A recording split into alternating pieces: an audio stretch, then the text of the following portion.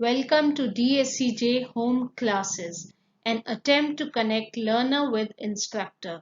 It's a digital initiative by the Directorate of School Education, Jammu. My today's geography class is for class 10 and I'll be taking up the 7th chapter, Lifelines of National Economy. I'll be taking up this chapter in 2 sessions. And today I'll be discussing with you introduction of the chapter, roadways, railways and pipelines. Transport system और communication system को lifeline बोला गया है, मतलब backbone of national economy. अगर हमें development करना है तो कितनी भी इंडस्ट्रीज बना लीजिए, लेकिन गुड्स तभी ट्रैवल करेंगे जब सही ट्रांसपोर्ट और कम्युनिकेशन सिस्टम होगा। किसी भी कंट्री का डेवलपमेंट खाली लार्ज स्केल प्रोडक्शन से नहीं होता। एक होती है डिमांड और दूसरी होती है सप्लाई। इन दोनों को कनेक्ट करता है ट्रेडर, पर ट्रेडर गुड्स को अपने सर पे उठा के तो कंज्यूमर के पास नहीं पहुंचाएगा। उसके लिए उसे ट्रांसपोर्टेशन सिस्टम चाहिए। देयरफॉर किसी भी नेशन की डेवलपमेंट के लिए a dense and an efficient network of transport and communication is a prerequisite. Transport, communication and trade are complementary to each other. Transport, communication and trade are complementary to each other. They are linking India with the world.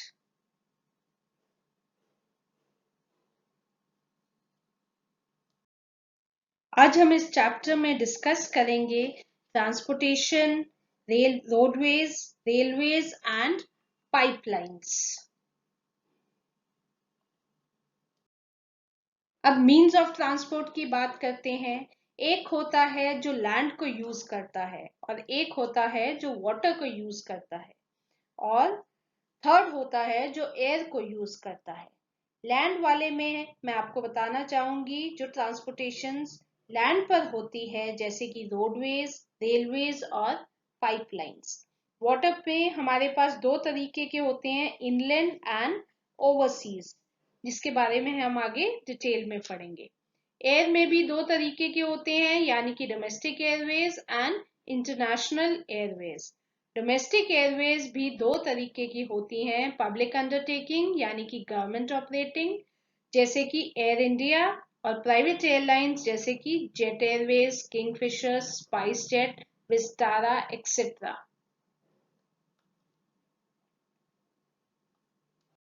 अब बात करते हैं roadways की।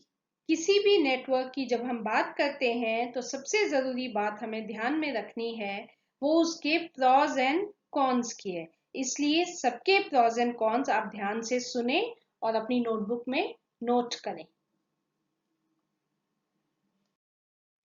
India में बहुत सारी roads हैं। India में 5.89 million kilometre of road length है and it is one of the largest road networks in the world. इसमें नेशनल हाईवेज हैं, स्टेट हाईवेज हैं, रीजनल रोड्स हैं, अर्बन और रूरल रोड्स हैं। Now, what are the reasons for importance of roads over railways?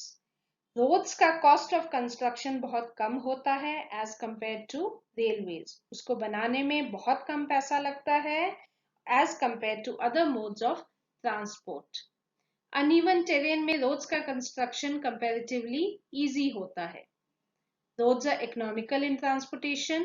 वैसे तो railways भी economical हैं, but depending upon which place to which place, जैसे कि हिली एरियाज में roads are more economical as compare to railways.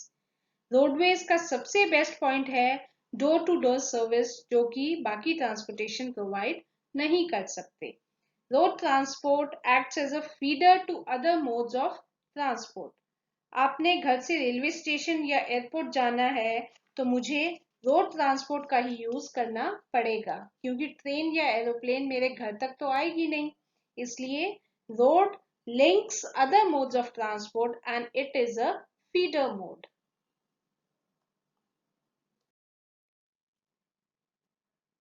अब इतनी लंबी रोड है तो इसे 6 क्लासेस में क्लासिफाई किया गया है उसकी कैपेसिटी के हिसाब से। तो सबसे पहले है गोल्डन क्वाड्रिलैटरल सुपर हाईवेज। इसको हम गोल्डन क्वाड्रिलैटरल क्यों कहते हैं? बच्चों, आपको पता है क्वाड्रिलैटरल 4 पॉइंट्स को कनेक्ट करता है। इसी तरह ये गोल्डन क्वाड्रिलैटरल 4 मेगा सिटीज को कनेक्ट करता है। ये 6 लेन हाईवे है और इसकी देखरेख national highway authority of India करता है। मेजर सिटीज जिनको ये कनेक्ट करता है वे हैं दिल्ली से कोलकाता, कोलकाता से चेन्नई, चेन्नई से मुंबई एंड मुंबई से दिल्ली। अगर आप मैप में देखें तो नॉर्थ से ईस्ट, ईस्ट से साउथ, साउथ से वेस्ट और वेस्ट से वापस नॉर्थ।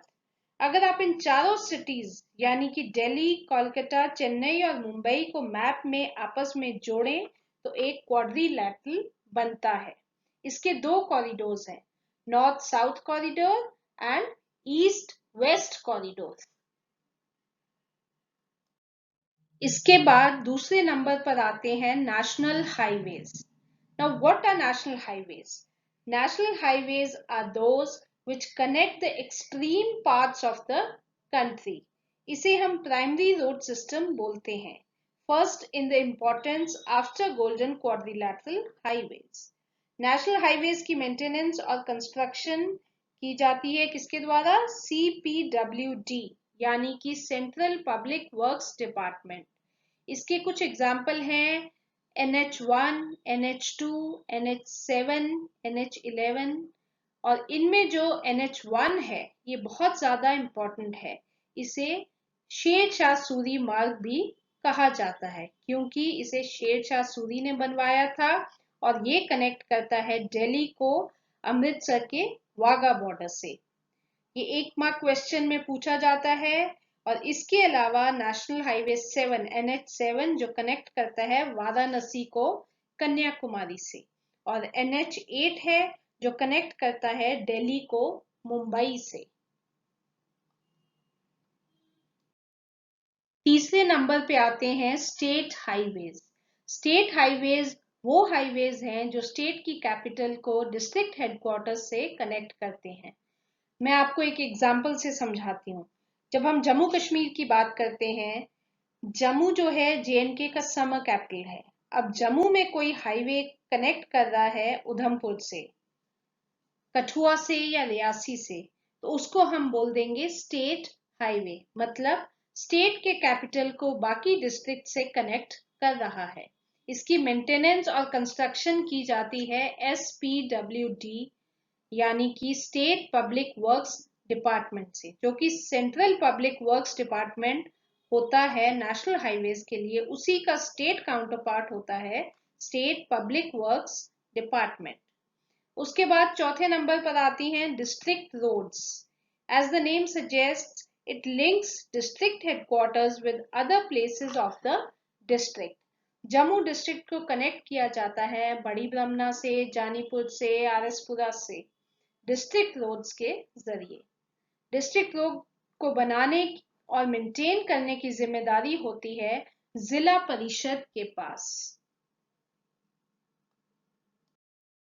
इसके बाद बहुत ही इंपॉर्टेंट आती हैं बॉर्डर रोड्स।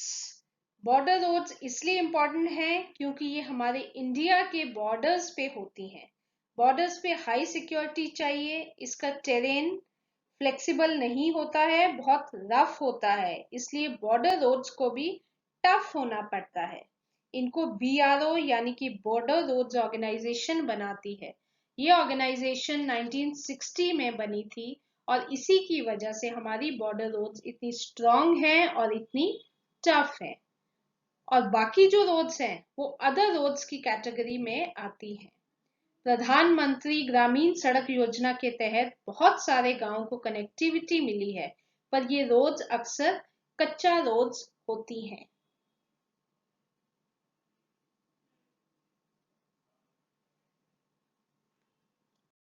अब रोड्स की division on the basis of material used में 2 तरह की रोड्स आती हैं, metal roads and unmetalled roads. नाम से ही पता चलता है मेटल रोड्स ज्यादा स्ट्रांग होती हैं as compare to unmetalled roads. Metal road strong होती हैं क्योंकि वह बनी होती हैं सीमेंट, कंक्रीट और बिटुमेन ऑफ कोल, और ये स्ट्रांग है तो इसे हम कहते हैं ऑल वेदर रोड्स, मतलब गर्मी, सर्दी या बारिश का उस पर कोई ज्यादा असर नहीं होता है। अब जो अनमेटल रोड्स होती हैं वे इतने अच्छे मटेरियल से नहीं बनी होती हैं, वह बनी होती हैं क्ले से, रॉक से या सैंड से, और जब रेनी सीजन आता है तो मोस्टली ये सड़कें हो जाती हैं खराब, इसलिए ये ज्यादातर ड्राई सीजन में ही यूज की जा सकती हैं। अब अगला टॉपिक है डेंसिटी ऑफ रोड्स। रोड की लेंथ तो हमें पता है 5.89 मिलियन किलोमीटर, पर कितनी रोड बिछी है 100 स्क्वायर किलोमीटर में, इसे हम कहते हैं density of roads. Plain areas में रोड्स बनानी इजी होती हैं, हिली एरियाज में टफ होती हैं, इसलिए road density is not uniform in a country. अब आप केरला में देखो तो वहां की रोड डेंसिटी है 517.77 किलोमीटर, जो बहुत हाई है as compare to Jammu and Kashmir, जो कि एक हिली एरिया है, वहां की रोड डेंसिटी है 12.14 किलोमीटर। रोड डेंसिटी वेरी करती है according to the terrain and land. National average road density है 142.68 किलोमीटर। अब बात करते हैं प्रॉब्लम्स फेस्ड बाय रोड्स। सबसे पहली बात, इतने ज्यादा नेशनल हाईवेज होने के बाद भी हमें नेशनल हाईवेज की कमी लगती है। पॉपुलेशन इतनी ज्यादा बढ़ गई है, ये उसका मेन रीजन है। सेकेंड पार्ट है, इतना बड़ा रोड नेटवर्क होने के बावजूद हमें लगता है और रोड्स होनी चाहिए क्योंकि वे हर जगह नहीं पहुंच पाती हैं, इसलिए रोड हाईवेज में एनहांसमेंट चाहिए। इतने सारे 6 लेन हाईवे, 5 लेन हाईवेज वगैरह बन गए हैं, और अल्टीमेटली ये सब आते तो सिटीज में हैं, और ये एक फनल इफेक्ट होता है। ओपन एरियाज में इतने ब्रॉड हाईवेज बना दिए जाते हैं और सिटीज में आके हो जाता है कंजेशन, और ये कंजेशन का प्रॉब्लम बहुत है सिटीज या अर्बन एरियाज में। ये है थर्ड पॉइंट हमारा। अब फोर्थ पॉइंट है कि ये जो ब्रिजेस और टनल्स हैं उनकी इतनी अच्छी कंस्ट्रक्शन नहीं हुई है। हम अक्सर न्यूज में सुनते रहते हैं आज ये ब्रिज गिर गया, आज वो ब्रिज गिर गया, तो इसलिए क्वालिटी ऑफ रोड्स पर हमें ध्यान देने की जरूरत है। Most of the roads in India are unmetalled roads, मतलब वैसे तो वो ट्रांसपोर्टेशन का मसला हल करती हैं, पर बरसात के मौसम में इनकी हालत खराब हो जाती है, आधा साल तो वो काम ही नहीं आती हैं, तो उन रोड्स का क्या फायदा। तो ये थी कुछ प्रॉब्लम्स जो इंडियन रोड्स फेस करती हैं। अब चलते हैं रेलवेज की तरफ। रेलवेज को हम बोलते हैं प्रिंसिपल मोड ऑफ ट्रांसपोर्ट, और पहला रेलवे बना था 16 अप्रैल 1853 में मुंबई और थाने के बीच में। ये रेल लाइन 34 किलोमीटर्स के लिए बनी थी, और ये प्री इंडिपेंडेंस इंडिया में बनी थी, यानी कि आज से 160 साल पहले।